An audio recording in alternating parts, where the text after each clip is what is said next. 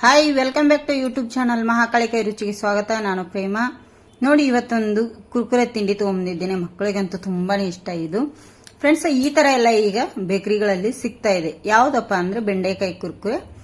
ಬೆಂಡೆಕಾಯಿ ಕುರ್ಕುರೆ ತುಂಬಾ ಈಸಿಯಾಗಿ ಈಗ ಬೇಕರಿಯಲ್ಲೆಲ್ಲ ಸಿಗ್ತಾವೆ. ಅದೇ ತರ ನಾನು ತುಂಬಾ ಚೆನ್ನಾಗಿ ಮನೆಯಲ್ಲೇ ಮಾಡಿ ತೋರಿಸ್ತಾ ಇದ್ದೀನಿ. ಇಲ್ಲಿ ಒಂದು ಸೀಕ್ರೆಟ್ ಏನಪ್ಪಾ ಅಂದ್ರೆ ಬೆಂಡೆಕಾಯಿ ಕುರ್ಕುರೆ ಮಾಡ್ಬೇಕಾದ್ರೆ ಎಲ್ಲರೂ ಅದರೊಳಗಡೆ ಬೀಜ ತೆಗೆದಿರ್ತಾರೆ. ನಾನು ಬೀಜ ಸಮೇತ ಹಾಕಿ ನಿಮ್ಗೆ ತೋರಿಸ್ತಾ ಇದ್ದೀನಿ.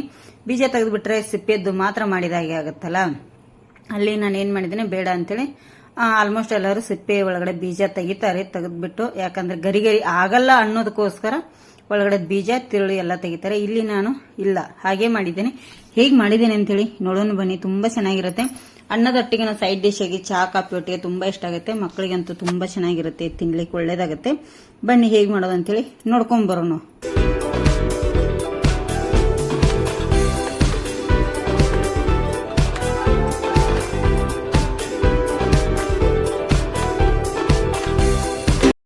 ಫ್ರೆಂಡ್ಸ್, ನಾನಿಲ್ಲಿ ಬೆಂಡೆಕಾಯಿ ತೊಗೊಂಡಿದ್ದೇನೆ. ಒಂದು 1/4 kg ಅಷ್ಟು. ಒಂದು 1/4 kg ಅಷ್ಟು ಬೆಂಡೆಕಾಯಿನ ನಾನು ಏನು ಮಾಡ್ತಾ ಇದ್ದೀನಿ ಅಂದರೆ ಈ ಥರ ಸೈಡಿಗೆಲ್ಲ ತಗೋತೇನೆ. ಕ್ಲೀನ್ ಮಾಡಿ ತೊಳೆದು ಕಾಟನ್ ಬಟ್ಟೆಯಿಂದ ಒರೆಸಿಟ್ಟಿದ್ದೇನೆ. ನೋಡಿ, ಇಲ್ಲಿ ಒಂದರಲ್ಲಿ 4 ಪೀಸ್ ಮಾಡ್ಕೋಬೇಕು.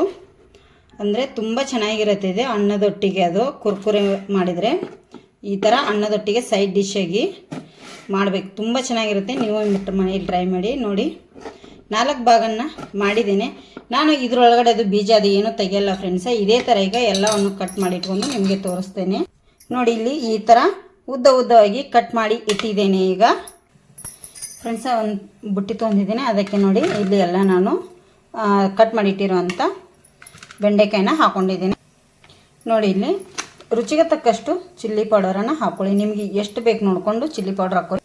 ನೋಡಿ, ಇಲ್ಲಿ ಅರಿಶಿನ ಹುಡಿ ಕೂಡ ಹಾಕ್ತಾ ಇದ್ದೀನಿ. ಒಂದು 1/4 ಟೀ ಸ್ಪೂನ್ ಅಷ್ಟು. ಅರ್ಧ ಟೇಬಲ್ ಸ್ಪೂನ್ ಅಷ್ಟು ಜೀರಿಗೆ ಪೌಡರ್ ಹಾಕ್ತಾ ಇದ್ದೀನಿ. 1/4 ಟೀ ಸ್ಪೂನ್ಗಿಂತ ಜಾಸ್ತಿ ಆಮ್ಚೂರ್ ಪೌಡರನ್ನು ಹಾಕಿದ್ದೀನಿ. ಅಂದರೆ ಮ್ಯಾಂಗೋ ಡ್ರೈ ಹಾಕಿದ್ದೀನಿ. ಫ್ರೆಂಡ್ಸ್, ಮ್ಯಾಂಗೋ ಡ್ರೈ ಇಲ್ಲ ಅನ್ನೋರು ನೀವು ಲಿಂಬೆ ರಸ ಕೂಡ ಹಾಕೋಬಹುದು. ಈಗ ಇದಕ್ಕೆ ರುಚಿಗೆ ತಕ್ಕಷ್ಟು ಉಪ್ಪನ್ನು ಕೂಡ ಆ್ಯಡ್ ಮಾಡ್ತಾ ಇದ್ದೀನಿ. ನೋಡ್ಕೊಂಡು ಉಪ್ಪು ಹಾಕೊಳ್ಳಿ.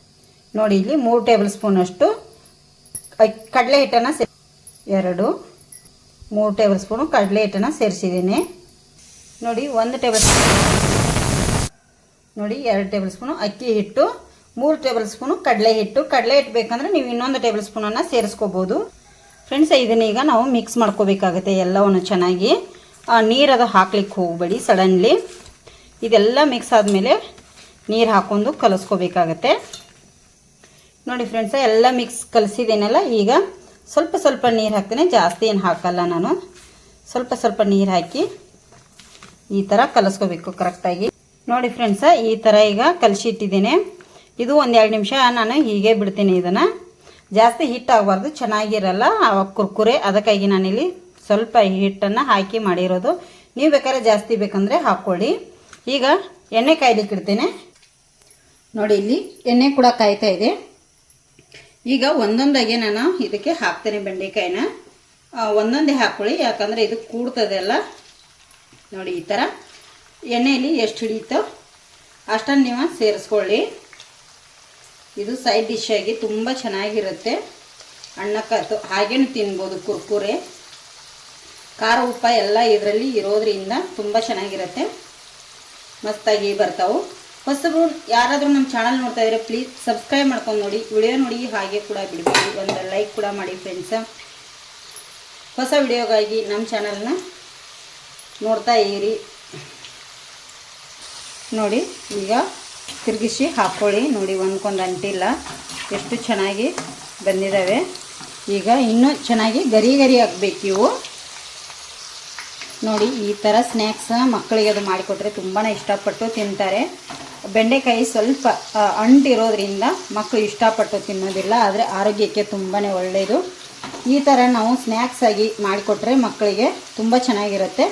ನೀವು ಒಮ್ಮೆ ಟ್ರೈ ಮಾಡಿ ಫ್ರೆಂಡ್ಸ್. ನೋಡಿ, ಇಲ್ಲಿ ಈಗ ಕರೆಕ್ಟಾಗಿ ಫ್ರೈ ಆಗ್ಯಾವು. ನೋಡಿ, ಈ ಥರ ಆಗಬೇಕು ನಮಗೆ. ಕರೆಕ್ಟಾಗಿ ಚೆನ್ನಾಗಿ ಫ್ರೈ ಆಗಬೇಕು, ಮಸ್ತಾಗಿ ಬರ್ತಾವೆ.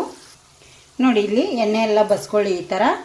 ಇಲ್ಲಿ ನಾನೊಂದು ಪ್ಲೇಟಲ್ಲಿ ಟಿಶ್ಯೂ ಪೇಪರನ್ನು ಹಾಕಿದ್ದೇನೆ, ಯಾಕಂದರೆ ಎಣ್ಣೆ ಎಲ್ಲ ಅದು ಟಿಶ್ಯೂ ಪೇಪರ್ ಹಿರ್ಕೊಳ್ಳುತ್ತೆ ಅನ್ನೋದಕ್ಕೋಸ್ಕರ.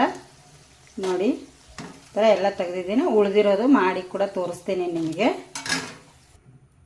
ನೋಡಿ ಬೆಂಡೆಕಾಯಿ ಕುರ್ಕುರೆ ರೆಡಿ ಆದವು ಫ್ರೆಂಡ್ಸ. ತುಂಬ ಚೆನ್ನಾಗಿ ನೋಡಿ, ನಿಮಗೆ ಸೌಂಡ್ ನೋಡಿ ಯಾವ ಥರ ಇದೆ, ಕೇಳಿಸ್ತಾ ಇರ್ಬೋದಲ್ಲ, ತುಂಬ ಚೆನ್ನಾಗಿದೆ ನೋಡಿ.